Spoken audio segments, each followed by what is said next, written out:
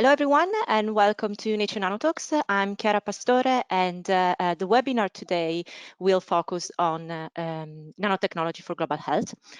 We've recently published a special issue in Nature Nanotechnology on the topic, and I'm very happy to host today some of the authors of the pieces that we published in that issue as our panelist. Unfortunately, one of the panelists, Diana Bowman, couldn't attend the webinar because of a last-minute emergency.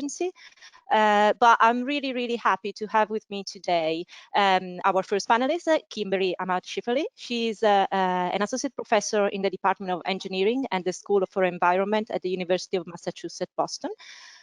She focuses on developing low-cost point-of-care diagnostic devices for diseases such as COVID-19, dengue, Zika, yellow fever, Ebola, and as well diseases that are triggered by bacterial pathogens. And her research also includes community-driven efforts in impacted areas. Hi, Kim, and thank you very much for being with us today. Great, thank you. Glad to be here. Our second panelist is Giovanni Traverso. He's an assistant professor in the Department of Medical Engineering at MIT and in the Division of Gastroenterology at the Brigham and Women's Hospital at Harvard Medical School. He currently is doing research on developing the next generation of drug delivery systems that can enable efficient delivery of therapeutics through the gastrointestinal tract. And he's also developing ingestible electronic devices for the sensing of a series of physiological and pathophysiological parameters. And he also carries out research on diagnostics for early cancer detection. He is the co-founder of a series of companies, and specifically in the context of the COVID-19, he is a co-founder of a not-for-profit organization called Project Prana, which focuses on education and deployment of systems capable of expanding ventilator supply globally. Hi, Gio, and thank you very much for being with us today. Thank you so much, Chiara. No, pleasure to be here. And our third panelist is Fabio Salamanca-Buentello. He is a medical doctor and by training, and is currently a postdoctoral fellow at the Lunenfeld-Tannenbaum Research Institute in Toronto. His research has focused on the ethical, social, and cultural aspects that affect the design and implementation of advanced medical technologies such as genomics and nanotechnology. And he has contributed to identify and rank the applications of nanotechnology that would most likely benefit low and middle income countries. As a part of the ethical, social, and cultural program of the Grand Challenge for Global Health Initiative, he promoted by the Bill and Melinda Gates Foundation, he also examined how social and cultural aspects in target countries might affect and might determine the success or the failure of specific nanotechnologies. Hi, Fabio, and thank you very much for being with us today. Thank you very much for the invitation, Chiara. It's a pleasure and an honor to be here. I note for the audience that you can send us any questions during the discussion. There is a question box in the control panel. You can send them through during the webinar, and we will try to answer them during the discussion or towards the end of the webinar. So the way we will structure this discussion is to talk a little bit about what are the advantages and the challenges of applying nanotechnology-based approaches to infectious diseases in the context of global health from a scientific perspective. So we're going to have a short intro on this, and then we will try to discuss and examine a little bit more in depth what are the other factors, the factors that are not strictly related to science, but more to the context of the countries where these nanotechnologies should be implemented, and what are the social, cultural, geographical, and economic factors that influence the application of nanotechnologies, and also how can impact of nanotechnologies in the local context can be incremented and can be made more sustained. So to start with, I will leave the floor to Gio and Kim for a very short intro on the scientific aspects. And so thank you very much. Thank you so much. And if we could go to the next slide, please. So just to get us started, We just have a very simple slide. And what I'd like the audience to just look at, this is there are a couple of things here that I really want to draw your eye to. So one is the y-axis, and this is a log scale. And then I want you to look at the colors, and specifically I want you to look at A, B, and C that have been labeled. And just for a second, what this is showing, the number of clinical studies in early or classified as early phase 1 studies in clinicaltrials.gov. And just pause for a second. I want you again to look at the log scale and look at A, B, and C. And if you could just hold that image in your mind, and then also look to the right to that pale orange and yellow, and again look to the log scale. So Chiara, if we could advance to the next slide.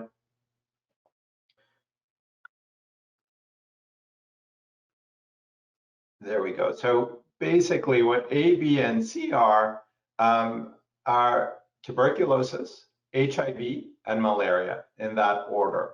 And what the pale orange and yellow represent were cancer and cardiovascular disease. And perhaps this isn't surprising to folks, but I think one of the things that I think it at least became and is immediately clear to us, to our group, is the incredible difference. And by that I mean a difference that's on the order of sort of a magnitude scale or multiple orders of magnitude scale in the number of trials that are occurring globally. And when we start to look and dive into some of these details, and this is what this figure does, and here I'm not going to go into all the details, but I just want you to look at the top map where what we're simply highlighting in the dark, sort of pale, dark brown or dark reddish color are the number of deaths due to the top 5 communicable diseases. And what we tend to see is that they don't affect North America, or they affect North America, I should say, to a much lower degree, for example, than, let's say, Sub-Saharan Africa, Southeast Asia. And also, again, when compared to Europe, those areas are, I would say, disproportionately affected. So I think this is something that's known, but nevertheless, when one starts to dive into the data and sees these significant differences in the number of trials, it really sort of highlights and I think brings home to us, the significant disparities that are there. There's further data here. I'd encourage you to look at the actual paper. And so the question here in this forum is, well, why nano? And before we get there, if we go to the next slide, we just wanted to remind folks what we're talking about as far as nano, and you could advance just the next slide. And here we have an image that gives you that sense and gives you a few different examples in that range. And so often one way that it's described is typically when we're thinking about nanoparticles is a particle that is 1/1000th the diameter of a human hair. So here you start to get a sense as to where that lies with respect to, for example, the size of a virus, and you can see that in the context of, for example, the size of a bacterium or mammalian cells, which typically in the order of single to multiple tens to hundreds of microns in size. So hopefully that gives you a little bit of a sense of what it is that we're talking about. So we're talking about the nanoscale, but why nano? And this is part of the discussion today. So if we go to the next slide, one of the biggest advantages of nano is the incredible surface area to volume ratio. So just again to sort of drive that point, this is an image taken from the National Nano Initiative. And if one considers a 1 centimeter cubed object and calculates its surface area, we arrive at 6 centimeters squared. If we divide that or break that up into 1 millimeter cubes, we can increase that to 60 centimeters squared. But now if we create that or have that object now represented in the form of 1 nanometer cubes, that surface area goes up to, as you can see there, 60 million centimeters squared. So the dramatic change. And so if we could go to the next slide, some of the key aspects that, sorry, I just advanced too much. No problem. And so why nano? And so really, we just want to remind the audience of some of the potential attributes here of nanotechnology is the potential to improve stability and solubility. So many drugs that we use today, for example, can be significantly, or I should say, present significant challenges with respect to solubility. And certainly, nano-based formulations can really overcome that significant aspect. Also, nano can enhance transport across membranes, whether it be of a specific cell in the body or the pathogen itself. The nanotechnology, nanoformulations can enhance circulation times, can enhance safety by, for example, enabling potentially better targeting or tunability of the actual release kinetics, and associated with this and similar features, enhance efficacy. And depending on what it is that we're doing, also enhance catalysis. And so with that, let me just hand over to Kim. So next slide, please.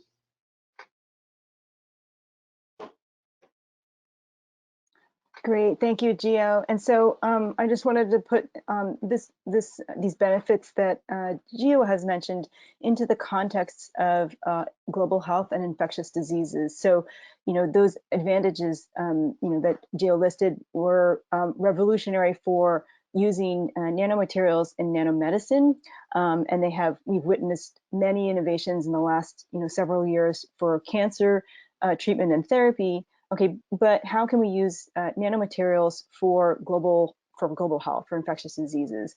And so 2 examples that I would like to highlight are for using nanotechnology in diagnostics. And just to remind everybody, we need these diagnostics for determining whether or not somebody has been infected. And these are important for issues such as quarantining, if you have a disease that can be spread from human to humans, also for patient treatment, and also for mapping where diseases are spreading. Okay, likewise, we can use these diagnostics for as antibody tests to determine if somebody has been infected in the past, and this can help with disease surveillance and also administering the vaccines. So where does nanotechnology show up in these things? One example is the paper immunoassay diagnostic. These are the tests that you see on the market for COVID-19, as well as many other diseases. And inside them are gold nanoparticles that provide that visual signal when you look for, the 2 lines in the window. And so this is an example of nanotechnology that has been used in diagnostics to provide an easy readout. Okay, and I also would like to mention that nanomaterials have also been beneficial for vaccines as well. So another example of global health. And so here we now know about the vaccines that are being administered. These are in nano-sized liposomal particles, and where nanotechnology can come in is engineering the size so that it can have optimal delivery capabilities, as well as the coatings to monitor, to be able to modify its stability and biocompatibility, as well as introducing chemical groups so that the vaccine has smart delivery properties. So these are just 2 examples of where nanotechnology can be used in global health. Thank you. Thank you very much, Gio and Kim, for this introduction.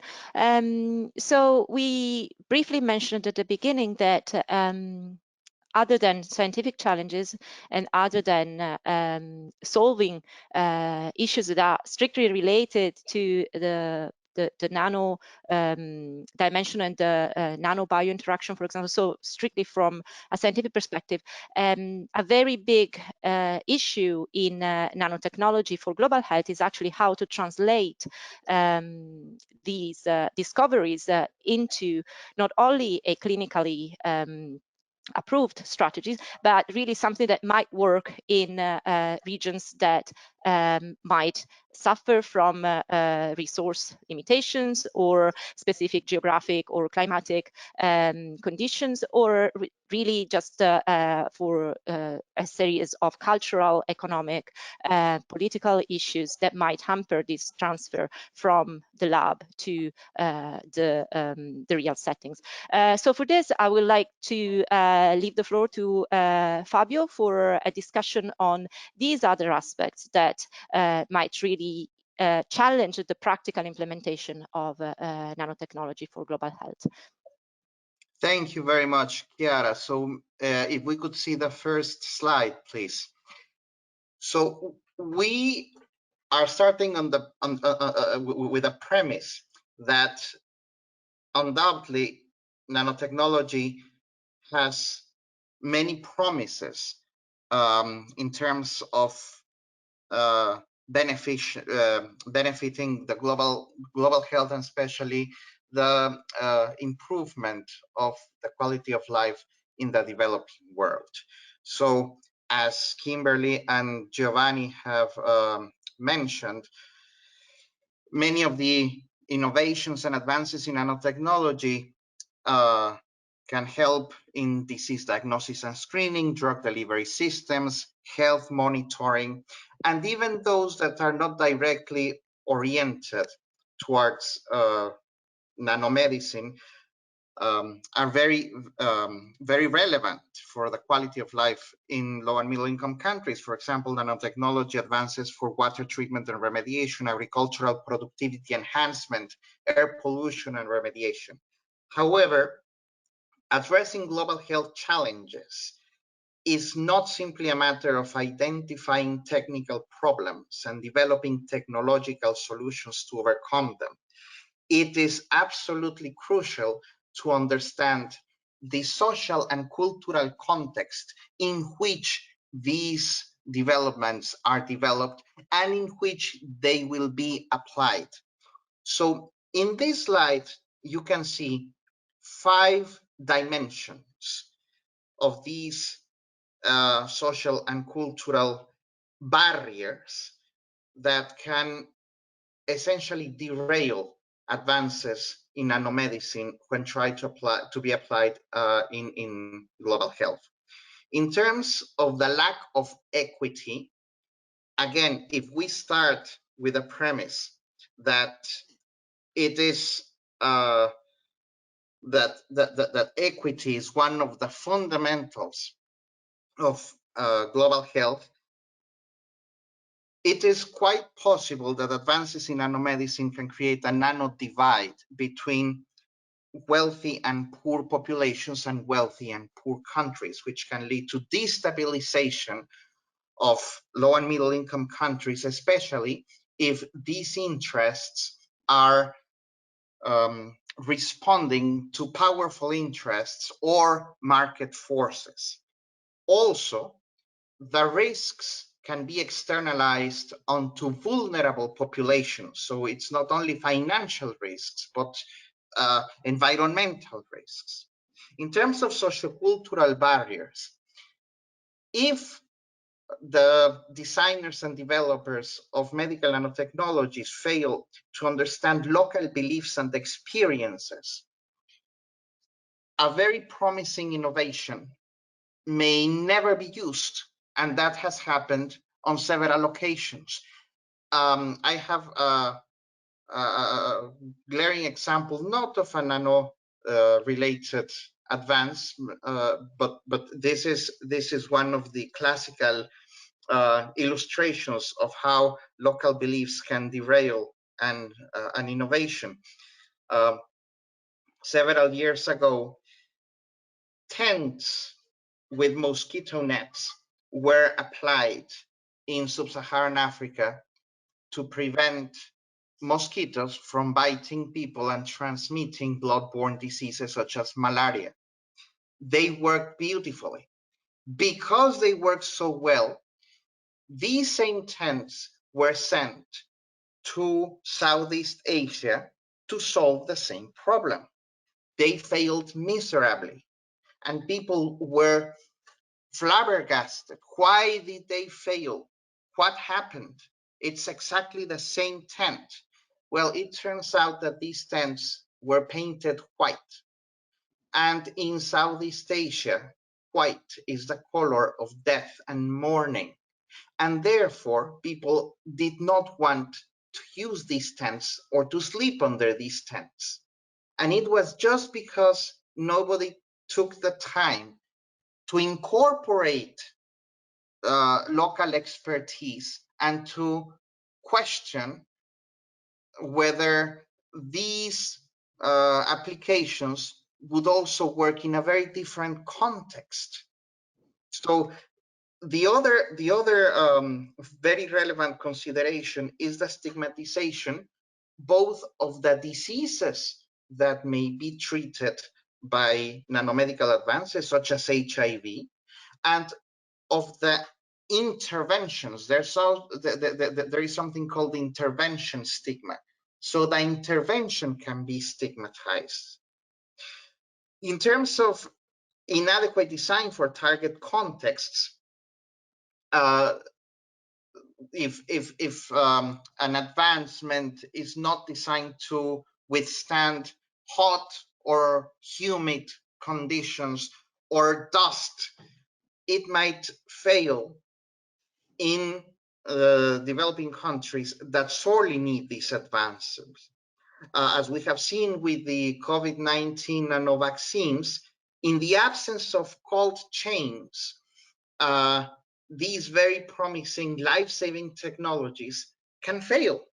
Also, if there is no trained staff, if you have no participation of local experts, if you don't have technical support to maintain and upkeep the technologies, if you don't secure leadership, and if there's a lack of intersectoral collaboration, particularly in terms of the triple helix of academia, government, and industry, these nano advances may never come to fruition.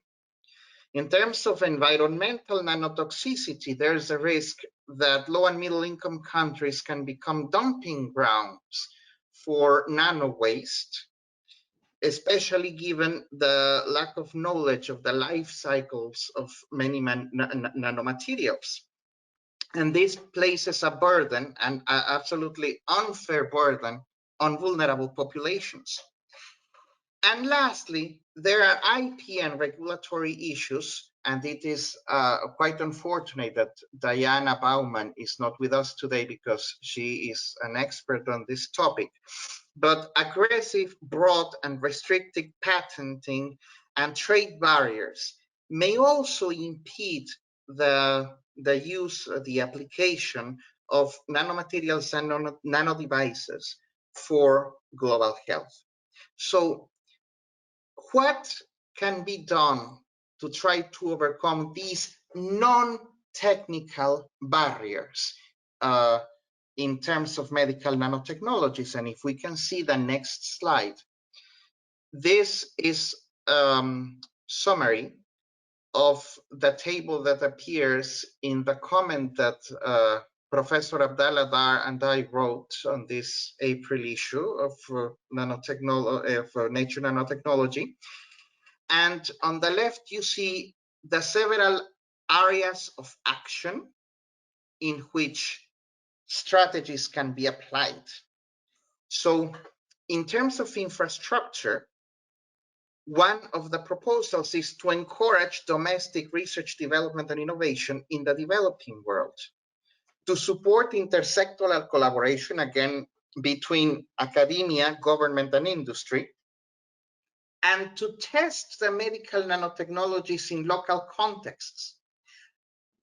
In terms of nano-governance, it is essential to set priorities in target countries in the developing world, particularly in terms of what advantages and disadvantages they find, and if there are any niche areas that can be attacked. So it's unlikely that a low and middle income country can have a broad focus on several areas of nanotechnology, but there's the possibility that, to take the example of Brazil, they have focused on parasitology, microbiology and parasitology.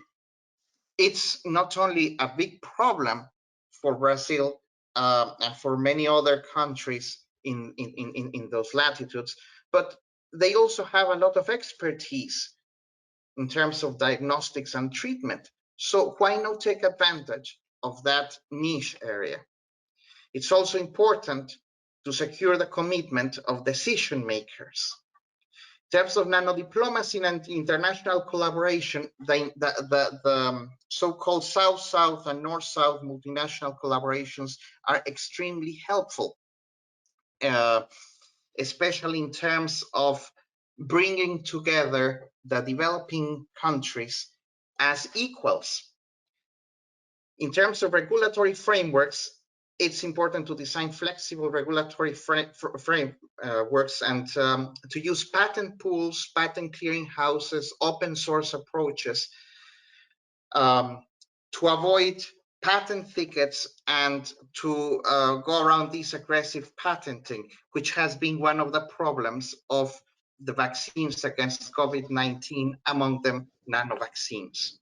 In terms of education and capacity building, it's fundamental to encourage broad interdisciplinary education in nanotechnology and to use this strategy, which is task shifting or task sharing, which involves the identification of activities that can be downloaded to less specialized personnel. In terms of public engagement, it's very important to try to establish a dialogue both with the general populations and with the experts in the developing world. This is not a didactic exercise in which people from high-income countries come into low and middle-income countries and teach the experts about nanotechnology, but rather it's a respectful dialogue. So I would say that the most important thing that one can do is essentially to shut up and listen to the population, to their fears, their concerns, their aspirations. It may be that you have a marvelous technology, but if that does not coordinate or harmonize with the priorities of the population, it's not going to work.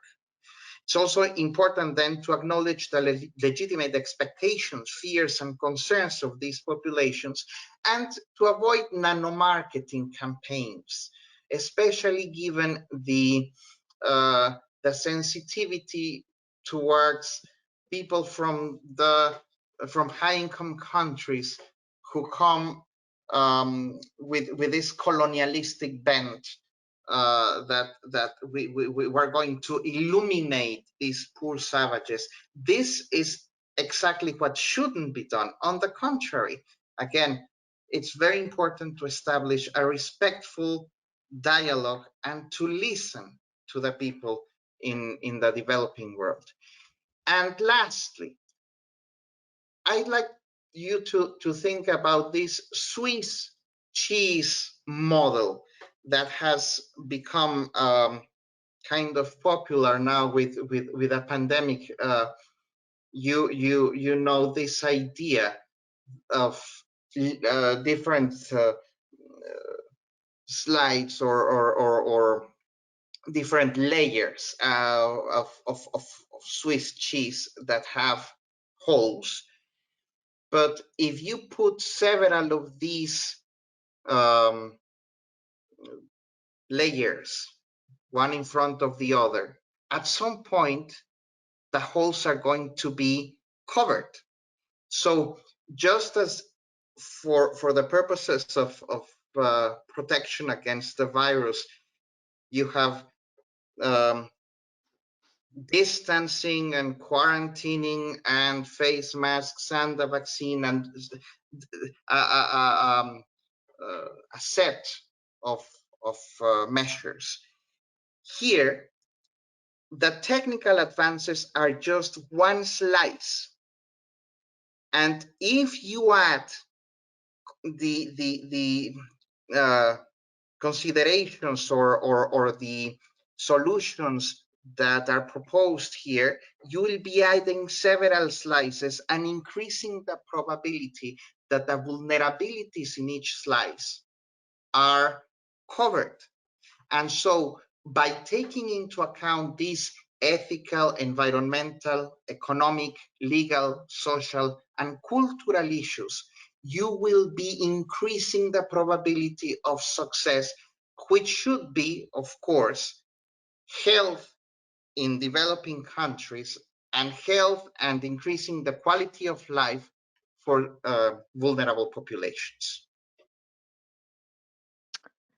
Thank you very much, Fabio, for these great slides and for this overview of what are the other issues that really maybe are even more important in a way than the technical issues that nanotechnology might have. So I have a few questions. As the reality right now is that really most of the research, especially in nanotechnology, which is a very expensive branch of science, is carried out in high-income countries.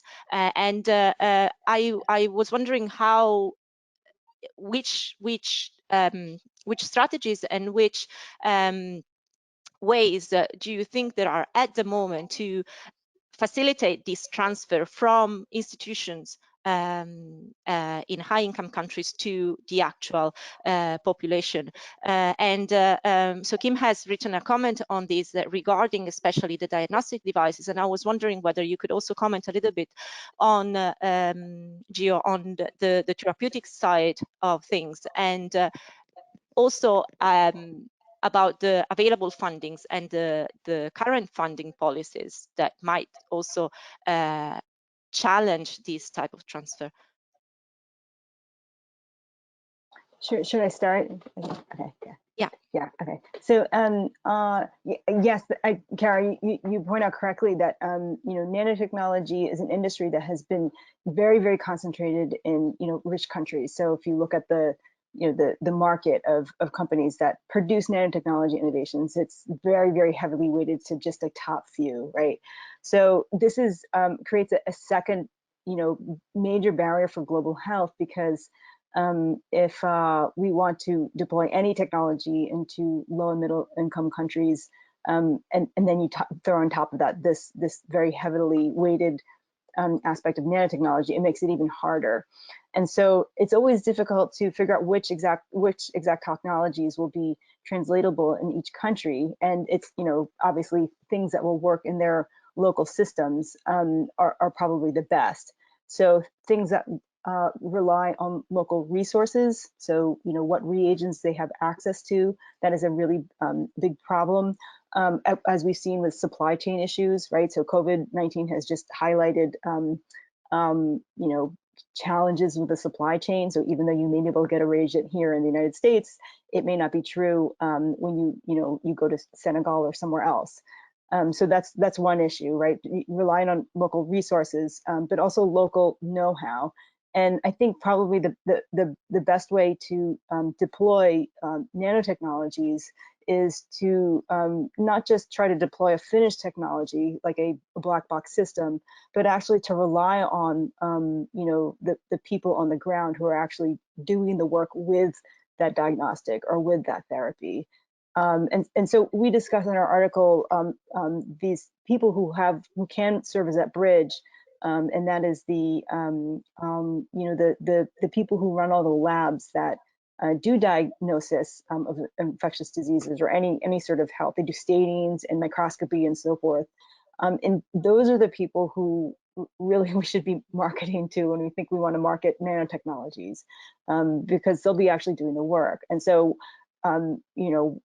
as Fabio had mentioned, and I really want to stress here too, is that it should be a two-way conversation with them to basically figure out what would best serve their needs.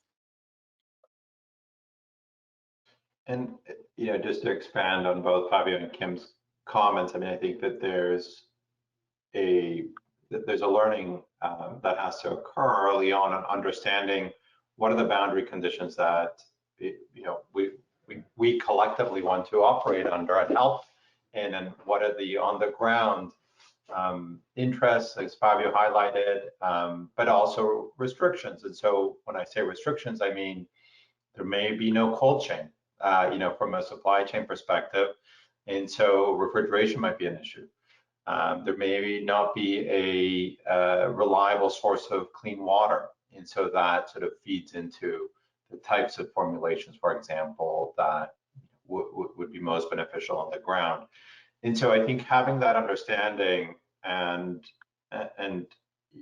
trying to basically solve and towards those boundary conditions, not only is a win there in sort of these jurisdictions, but is also a win here in developed world markets, right? So if one solves, for example, the stability issue in sub-Saharan Africa, now you've also removed the dependency of refrigeration, in North America, for potential products there. And I think that takes me to the next point, which is there are many things to do, and the question is, where does one start? And I think looking at synergies, and this is the way that I would say things are, the developments within the nanospace that have occurred have often occurred where there are synergies, meaning that there is a need in both jurisdictions, and where solutions have been developed. So one example is HIV, where there are nano suspensions that provide long-acting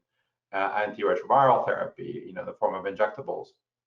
So certainly that will benefit patients, for that, again, sub-Saharan Africa, Southeast Asia, but also patients, whether it be North America, Europe, by having long-acting systems. And so finding areas of synergy provides an initial, I would say, entry point to also have those conversations that Fabio highlighted, but then also to your point, Chiara, to essentially have the levels of investment that are required for the development early on.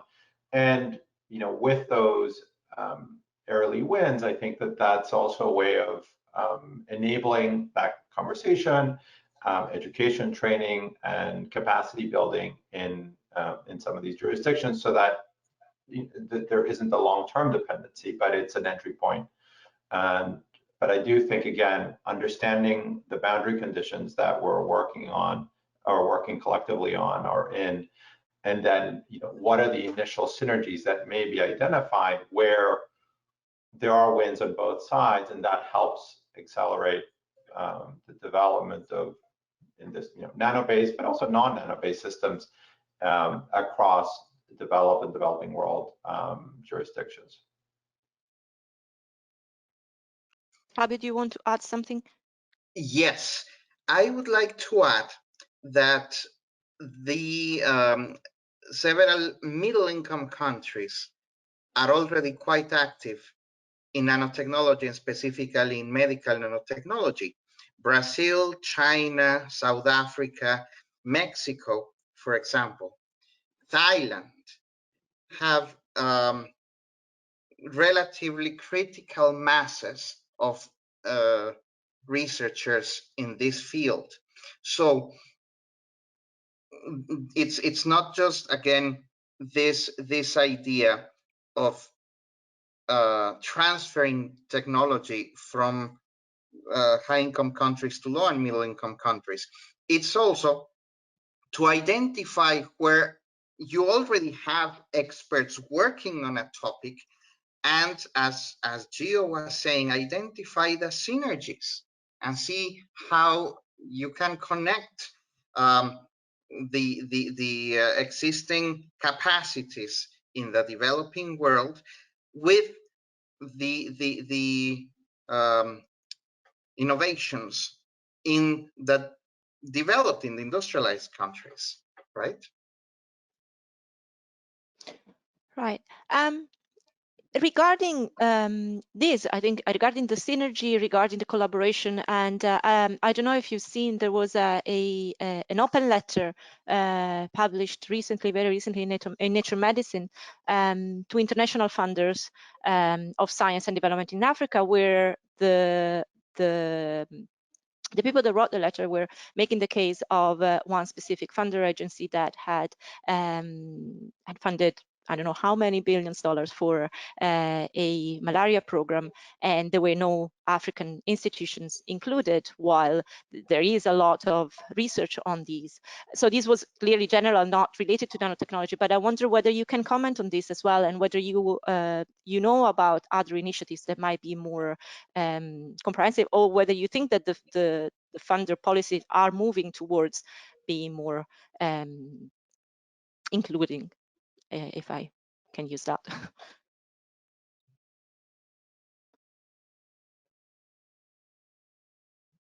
Okay, I'll go first. In terms of the funding, this is a very delicate issue because they are very heavyweight players. There's just a few heavyweight players, mainly the Bill and Melinda Gates Foundation, that has a lot of clout in terms of the decisions regarding what to fund and how much to fund different areas. And so this is an advantage in a way, but it also creates several disadvantages. And part of the lack of part of the disadvantages is the lack of transparency regarding these discussions, because this is a very small group of funders that make decisions behind closed doors, and so it's very difficult to understand the decision-making process. So one of the things that we have seen with the COVID vaccines has been this lack of transparency and this difficulty in trying to make sense of how the funds that are generously provided are being used. So there are a few initiatives, but all of the initiatives have exactly the same players, and that's part of what many people in developing countries don't like. You find exactly the same players in all the in all the initiatives. It's the same people. So that means that there's not really that much margin for flexibility in terms of funding, you see. Mm-hmm. I'd like to add to Fabio's comments too. I mean, there are funding agencies that do try to facilitate in a more inclusive manner, where it really is a true partnership with a low resource setting or low and middle income country, and partner where the money goes there, and then there's a partner elsewhere in a sort of more in a rich country that can share the science. However, another extenuating factor, especially for infectious diseases, is that the market for translation is really limited. So oftentimes, especially in diagnostics, unless the diagnostic is one of the big three diseases, so HIV or TB or malaria, then there's no market for this. So the diagnostic companies are not interested in it because the population is so small. And so this is why there's so many neglected tropical diseases, because it's tough to translate for those. And so that's another barrier in terms of funding. So people just won't start something because they know it's hard to translate it out into the market. Mm. Yes, I would add one more issue, which is that when people in the developing world try to find funding, they usually have to partner with people with researchers in high-income countries, or conversely, people in high-income countries that require this kind of partnership will incorporate collaborators from the developing world, but just as a token, just to say, see, we are actually incorporating them, but they are not actually or genuinely participating in the design and development of the technologies. And this seems quite complex. Sorry, Gio. Yeah.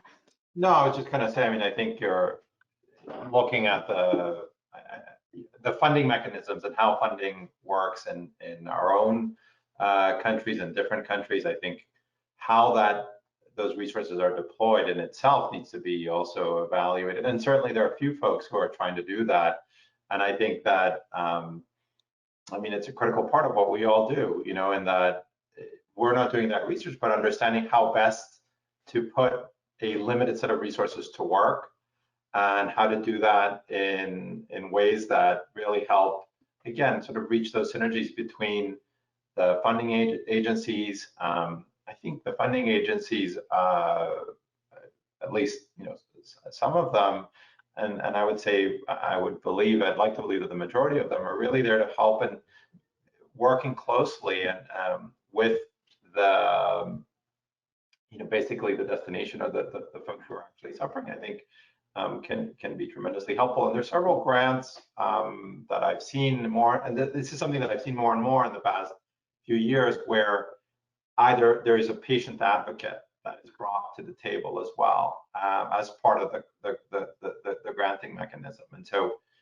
I think that could, you know, is certainly speaking to, at least to this point that you're making, which you know, which refers to a very specific letter. And I think collectively, I think we all need to do a better job. I think that that letter is part of sort of an ongoing narrative, and just trying to understand, you know, what is the best way of working together with funders, as well as the groups on the ground, you know, is a really important and critical issue, really, again, to maximize the impact and help others. So it's not that I have an answer. I think we're all learning, and I think that's, you know, and the fact that that letter was sent to Nature Medicine and was published, I think, is a great step to really sort of incentivizing the fact that you're having these discussions.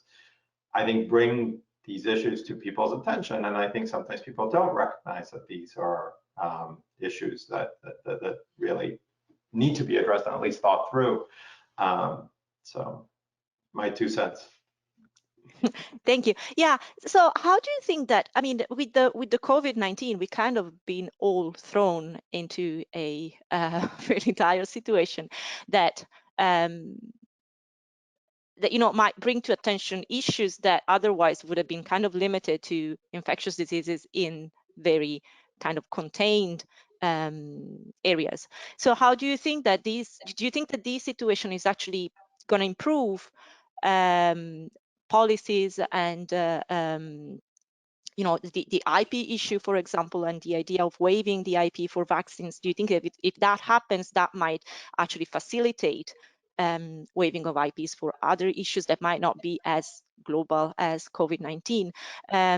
Or regulations? We had a comment from the audience saying that, for example, in Brazil, the regulatory agency are afraid of new technologies and consequences, and so things move much slower than in countries such as the US.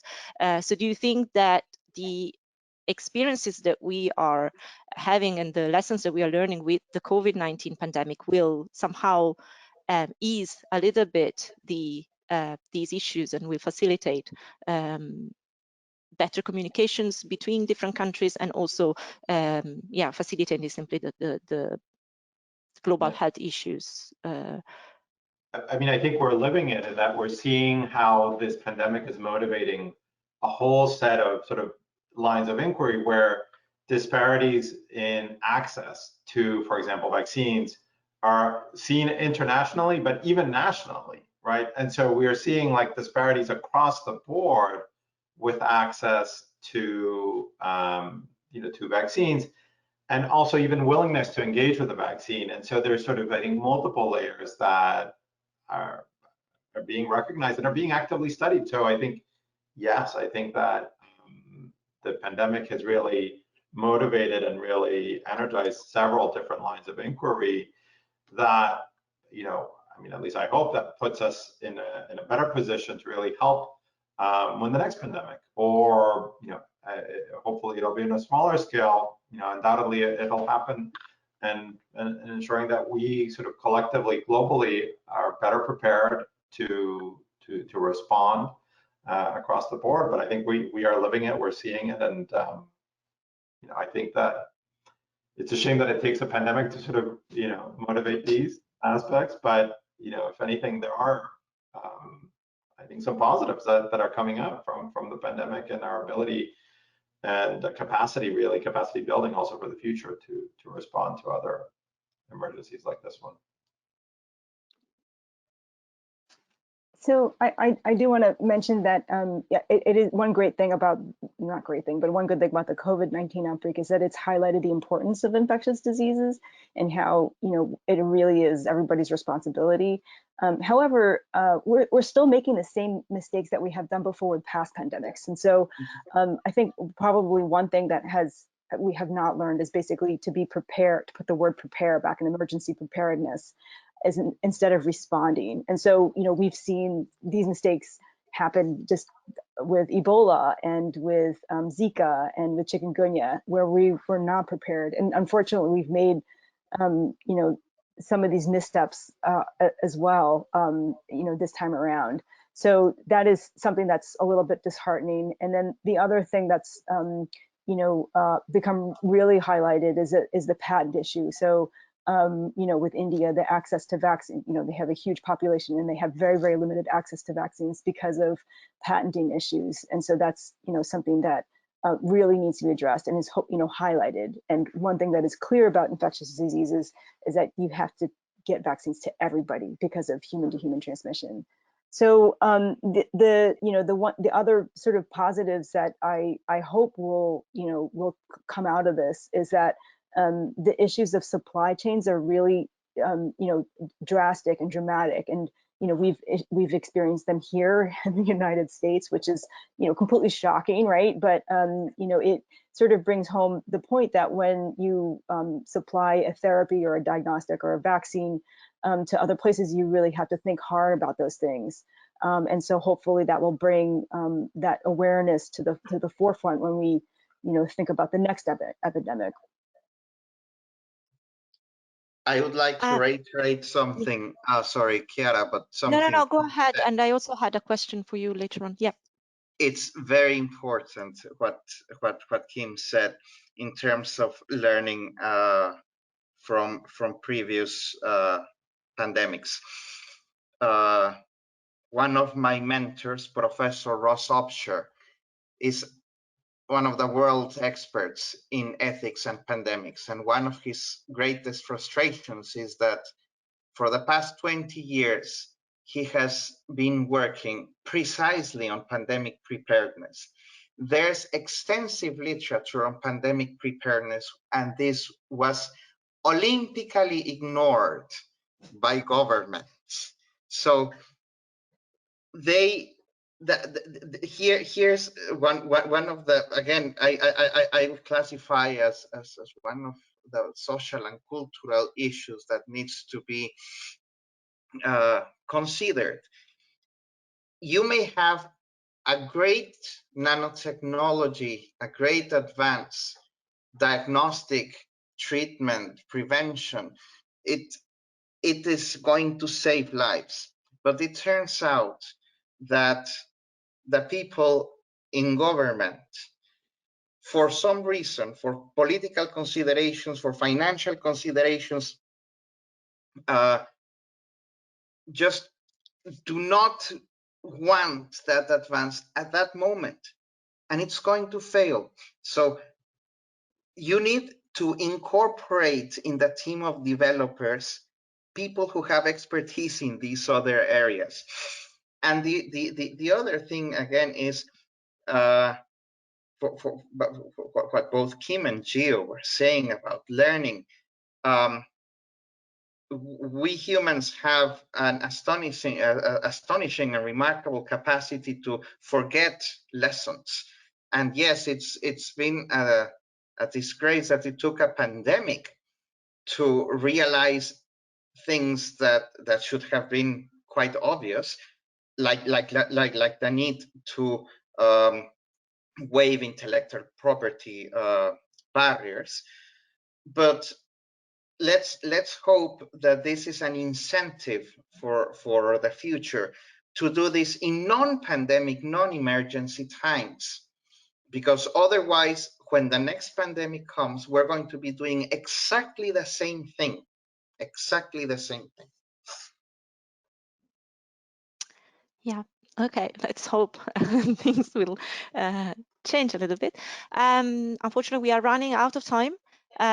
So I had so many other questions, but yeah, but we'll do a second take, maybe in a little bit of time. Thank you very much for being with me today, and thank you very much for this really super interesting discussion. It was really a pleasure to chat with you.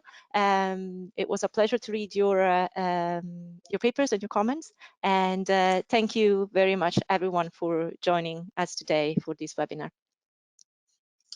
Thank you very much to everyone. Bye. Bye. Bye.